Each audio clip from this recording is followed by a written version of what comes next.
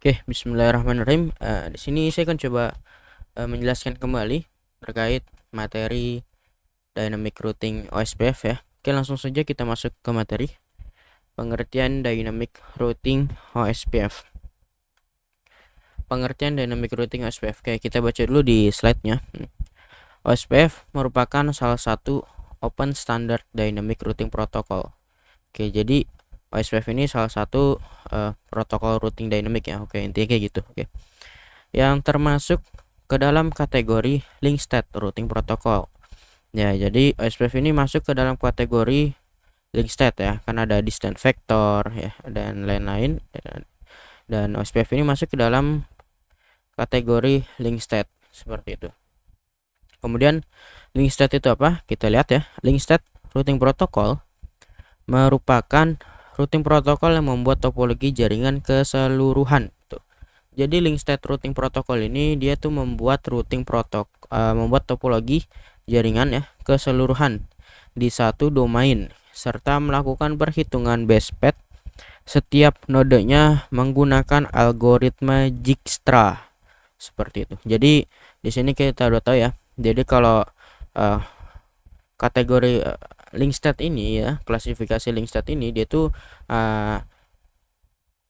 router-router itu akan membuat topologi jaringan keseluruhan gitu.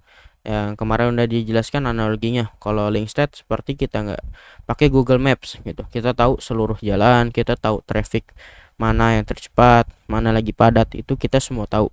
Berbeda dengan distance vector.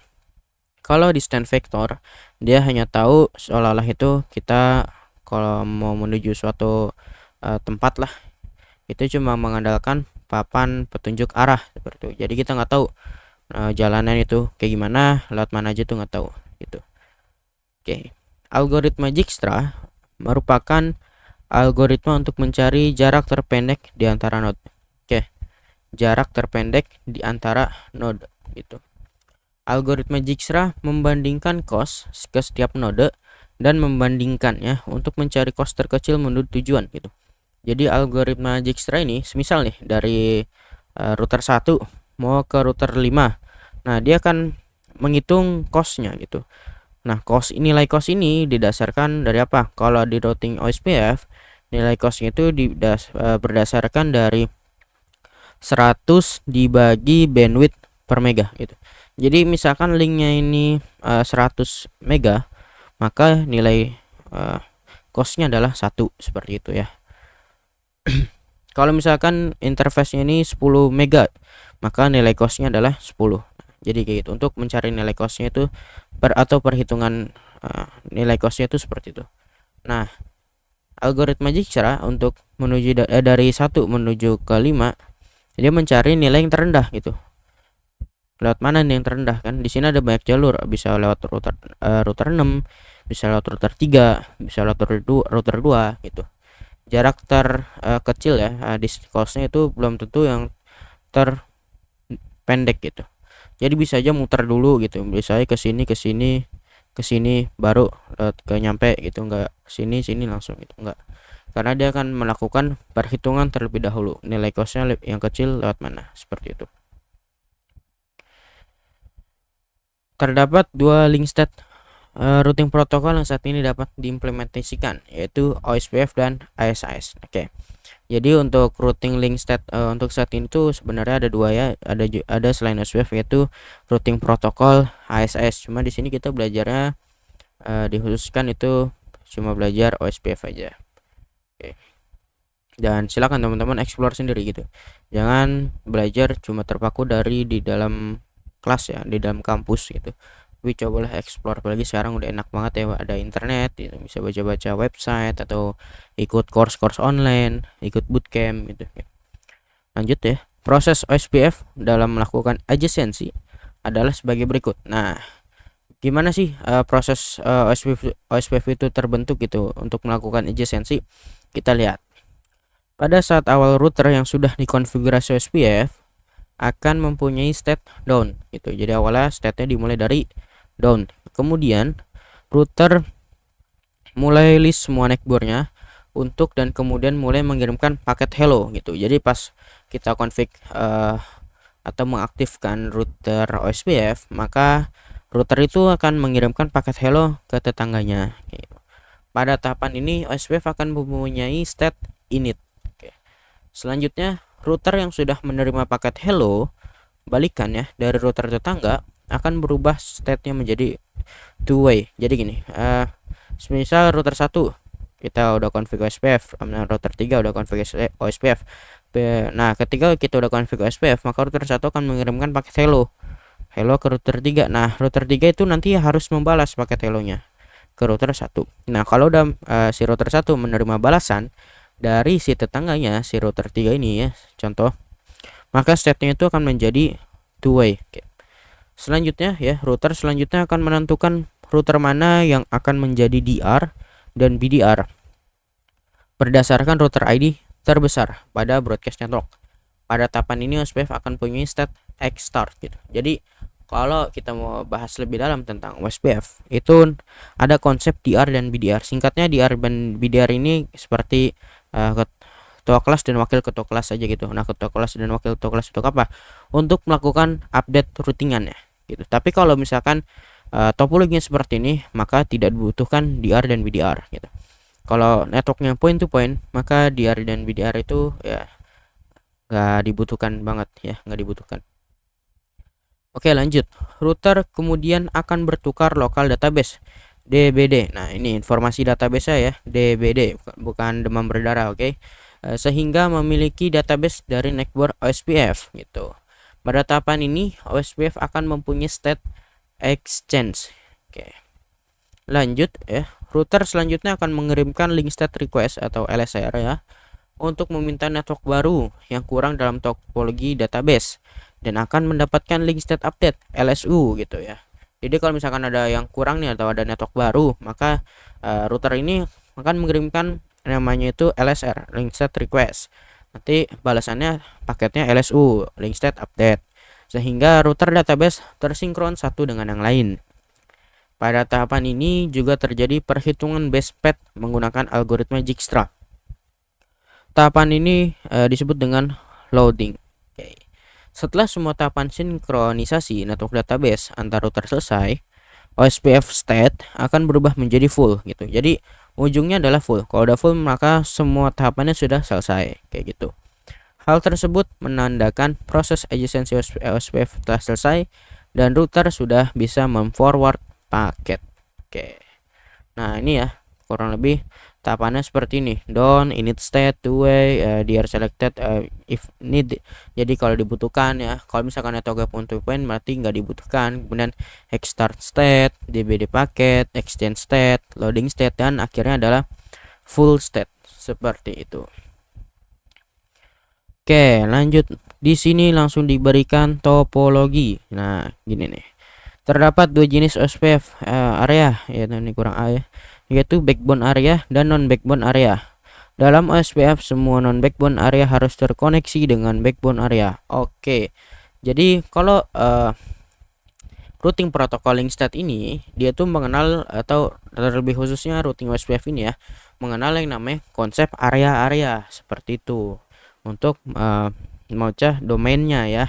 Karena kalau dalam satu areanya routernya banyak itu nanti jaringannya ya nggak bagus lah ya. Ada maksimalnya juga kapasitasnya seperti itu setiap area, makanya dibuatlah multi area gitu. Nah, di OSPF itu sendiri ada yang namanya backbone area 0, oke. Backbone area. Nah, backbone area ini harus ada. Jadi kalau misalkan baru bikin ya, bikin atau menjalankan routing OSPF ya, confignya area 0 backbone ya. Kemudian non backbone area artinya selain area 0 ya, multi area ini. Misalkan area 11 berapa nih? Area 17, 24, area berapa nih nggak tahu ya. Pokoknya dan seterusnya bebas. Nah, aturannya setiap non backbone ya atau area lain, area selain 0 itu harus terhubung langsung dengan area 0 gitu. Jadi misal di sini area 11. Nah, ini harus terkoneksi langsung dengan router yang berada di dalam area backbone. Nggak bisa nanti router 11 area 11 koneknya ke area 17 dulu. Nah, baru area 17 koneksi ke area 0. Nah, nggak bisa. Jadi semua area itu harus terkoneksi ke area 0 kayak gitu. Oke, gampang ya. Kalau nggak ngerti coba diulangin. Oke, lanjut. Ada versi-versi di OSPF. Jadi ada dua versi OSPF ya. Ada versi 2 dan versi 3. Kalau versi 2 ini untuk IPv4 ya, classes address. Oke, kemudian OSPF versi 3 ini untuk IPv6 seperti itu. Dan untuk menggunakan OSPF versi 3 harus diaktifkan terlebih dahulu untuk dapat menggunakannya. Oke, lanjut ke konfigurasinya. Konfigurasinya di sini kita contohnya cuma sederhana ya. Masih area backbone, belum multi area, seharusnya ya dicontohkan masih area backbone semua. Hanya 3 router. Kemudian di bawahnya juga ada lagi studi kasus untuk OSPF versi 3 menggunakan IP versi 6. Oke, langsung aja ya. Jadi caranya bentar deh, buka dulu. Saya buka dulu aplikasi Cisco Packet Tracer ya.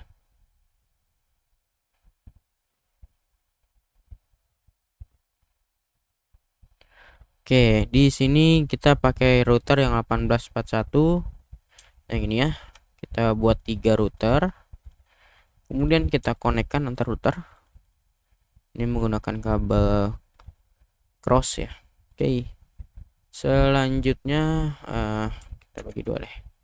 Ini, kita lihat slide-nya biar teman-teman ngerti juga gitu di slide.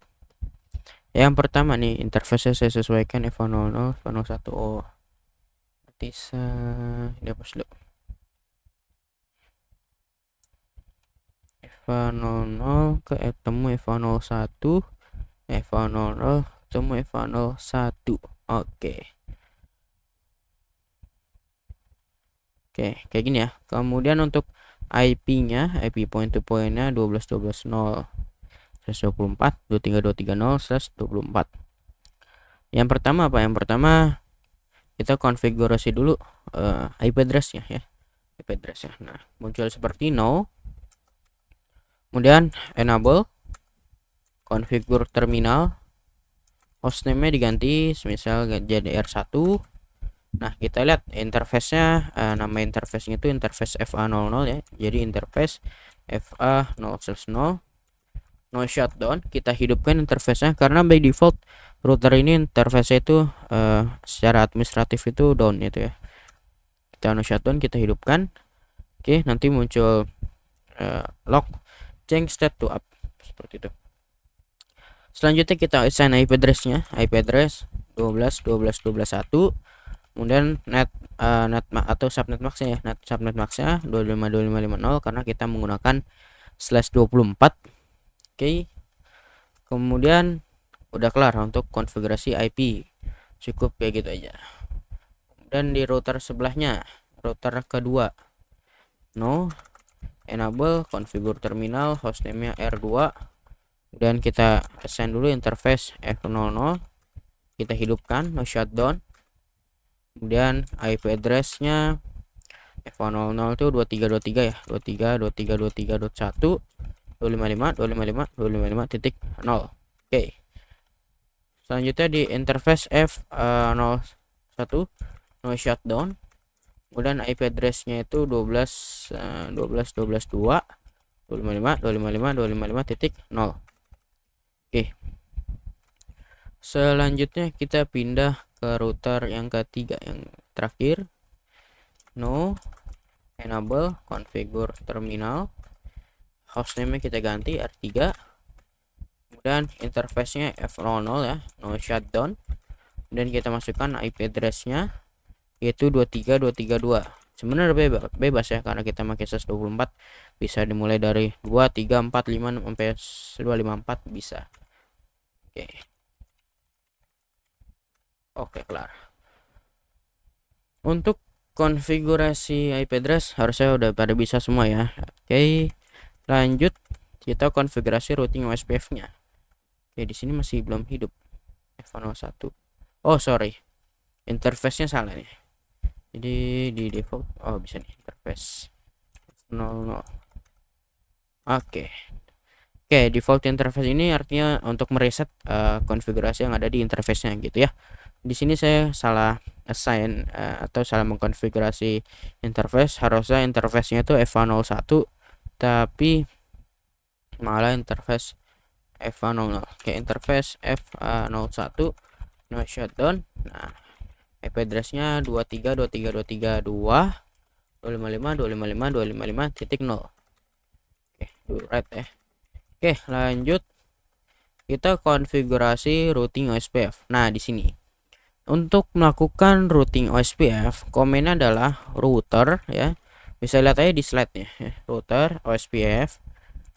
Nah, di sini habis OSPF, habis di spasi, itu kita harus memasukkan proses ID. Proses ID-nya di sini bebas, mau pakai proses ID berapapun boleh, terserah. Dan beda tiap router pun nggak masalah. Ya, router OSPF 10 misalkan. Kita ikutin slide aja ya. Oke, kemudian kita advertise networknya. Nah, gini cara kerja dari dynamic routing ini, kita cukup mengadvertise network yang terhubung langsung dengan router kita kayak gitu. Jadi di router 2 router ketiga ini ya, router 3 R3 di sini kan networknya 23230 ya, maka yang di advertise hanya network 23230 gitu. Cara advertise nya gimana? Komennya adalah network 23.23.230. Kemudian di sini kita masukkan bukan subnet max tapi netmax wildcard bit nih wildcard bits, kita masukkan wildcard bits. Nah, untuk wildcard bits ini kita dapatkan dari 255 itu pokoknya 255 dikurangin dengan subnet max. Oke, jadi gini, semisal /24 itu kan 255.255.255.0. Oke, ini /24. Oke, /24 nah caranya mendapatkan wildcard bit, kita kurangi dengan 255 gitu. 255. Oke, 255 kurang 255 lah ya, pokoknya 255. Nah, kita kurang 255 kurang 0 ya 255 ya kan. 255 kurang 255 0 habis. 255 kurang 255 0 habis ya. 255 kurang 255 0. Nah, maka ini adalah wildcard bit 000255 kayak gitu. Dikurangin aja 255. Jadi wildcard bitsnya ada untuk /24 000.255. Oke. Udah kelar belum? Jadi di sini kita harus memasukkan areanya. Nah, di sini areanya tadi udah kita bahas ya, ada backbone, ada non backbone gitu. Kita konfigurasi area 0 karena kita konfigurasi kita membuat area backbone. Oke, kelar. Nah, cukup kayak gitu aja, sudah kelar. Salah. Do right. Lanjut ke router sebelah, router yang kedua. Exit dulu ya. Kemudian router OSPF 10, masukkan networknya. Nah, karena router 2 ini ada dua network yang terhubung ke dia ya, maka kita harus mengadvertise dua network ini kayak gitu. Network 23.23.0.000.255 wildcard bitsnya area 0. Kemudian masukin lagi network 12.12.0.000.255 area 0. Dah kelar. Selanjutnya, nah nanti kalau misalkan prosesnya sudah full, state-nya udah full, yang tadi udah dibahas di slide, dia akan muncul log full ini ya, from loading to full. Artinya dia sudah menerima semua informasi network si router dari router 3 dari tetangganya, udah kelar gitu. Lanjut kita konfigurasi ke router 1 ya. Kita konfigurasi router OSPF 10, networknya 12.12.12.0, wildcard bitsnya 000.255 area 0. Oke. Sebenarnya untuk memverifikasinya kita bisa menggunakan command show IP OSPF neighbor. Nah, nanti di sini bakal kelihatan nih neighbornya. Kita punya neighbor ini dan state-nya udah full. Oke. Dan kita juga bisa memverifikasi dari tabel routingnya ya. show IP route aja, nanti bakalan kita mendapatkan informasi network yang ada flag kode O nya ini. Ada kode O berarti routing 232 atau network 23230 ini didapatkan dari routing OSPF. Oke, sekarang kalau kita ping dari router 1 ke 23.23.231 sudah bisa, ataupun ke 23.232 sudah bisa, karena dia sudah bertukar informasi network menggunakan routing dynamic. Seperti itu. Oke, kita lanjut ke studi kasus OSPF versi 3 yang menggunakan IPv6 ya. Kita tambahin lagi, kita buat lagi aja router. Oke.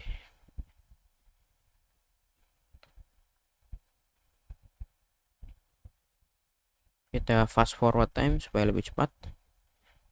No, enable configure terminal, hostname R1. Oke, di sini untuk konfigurasi interface-nya interface F00 no shutdown kita hidupkan. Kemudian karena kita mau menggunakan IP versi 6, jadi ada komen tambahan nih, IP versi 6 enable.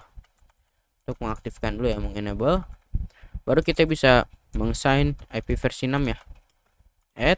Nah, di sini IP versi 6-nya kita menggunakan ini ya, formatnya 12.21/64. Jadi ikutin aja yang ada di slide ya. 12.2.21/64. Sebenarnya titik 2 ini adalah disingkat ya. Tambahin kelar ya. Kemudian langsung aja kita konfigurasi routing OSPF-nya. Jadi cara melakukan routing OSPF-nya adalah IP versi 6 ya. Unicast routing kita aktifkan dulu nih kalau mau melakukan routing menggunakan IP versi 6. Kemudian IP versi 6 router OSPF berapa, proses ID-nya kita ikutin aja 10. Oke, router ID 111. Nah, ini kalau nggak dikonfig pun nggak masalah, cuma biasanya itu best practice-nya. Jadi di router itu kita membuat interface loopback. Nah, interface loopback IP-nya biasanya dijadikan router ID, biasanya seperti itu. Nanti kalau misalkan kita nggak assign router ID, nggak ada dong, ada, tetap ada router ID, tetap ada walaupun kita nggak konfigurasi, tetapi dia akan memilih secara random gitu. Router ID 111 ya, kita ikutin aja. Sebenarnya kita harus config dulu nih interface loopback 111-nya. Kita sana IP 111 di interface loopback, tapi nggak apa-apa ya, langsung aja ya. Oke, kemudian di sini kita untuk mengadvertise networknya untuk OSPF versi 3 gitu, advertise itu by interface gitu teman-teman. Jadi interface FA00 kan ini mau kita advertise ya, IPv6 OSPF 10 area 0 gitu. Kelar. Right. Ya, di router yang pertama udah kelar, lanjut ke router yang kedua. Hostname R2, interface F00 no shutdown, IPv6 enable, IPv6 add 12.2 ya. Kan tadi di lawannya di router pertama itu 1, jadi di sini kita set 12.2/64. Oke, kelar. Selanjutnya kita konfigurasi routing OSPF ya. IP versi 6 unicast routing. Kita aktifkan dulu nih unicast routingnya, oke. Baru jalankan routing OSPF-nya. IP versi 6 router OSPF 10. Oke, router ID-nya kita ikutin slide aja 222.2. Kemudian kita advertise interface-nya. Interface F00 IP versi 6 router OSPF ya. IP versi 6 OSPF 10 ya, proses ID-nya. Kemudian area 0. Kemudian di interface FA01 sekalian nih kita no shutdown. Kemudian IP versi 6 enable, IP versi 6 add ya, kita pakai 23.21/24, kemudian IP versi 6 OSPF 10 area 0, do write, kelar. Lanjut kita ke router terakhir, router yang ketiga. No enable configure terminal, hostname kita ganti R3, kemudian interface-nya kita lihat berapa ya, lupa. F00, interface F00, no shutdown ya. Kemudian IPv6 enable, IPv6 add 23.22/64, dan kita langsung aja ya kita config ya. IP versi 6 OSPF 10 R aja nih. Harusnya kita config routingnya dulu deh. Router sorry, IP versi 6 unicast routing, IP versi 6 router OSPF 10, router ID-nya 333. Kemudian kita masuk lagi, balik ke interface F00. Oke, 00 ya. IPv6 OSPF OSPF 10 area 0, and show IPv6 OSPF neighbor ada. Oke, di sini show IPv6 OSPF neighbor, muncul neighbornya 2222 ya. State-nya udah full, dan di sini ada date time, ada interface ID, dan ada interface-nya kayak gitu. Dan di sini kalau kita show IPv6 route ya, nanti akan muncul ini, kita dapat network network 12/164 dapatkan dari routing OSPF. Jadi kalau misalkan kita ping IPv6 12.21 itu jalan, 22 itu jalan. Oke, sekarang sudah kelar untuk praktikumnya. Nanti kalau misalkan kecepatan ya, sengaja sih saya nggak lama-lama gitu kan ya.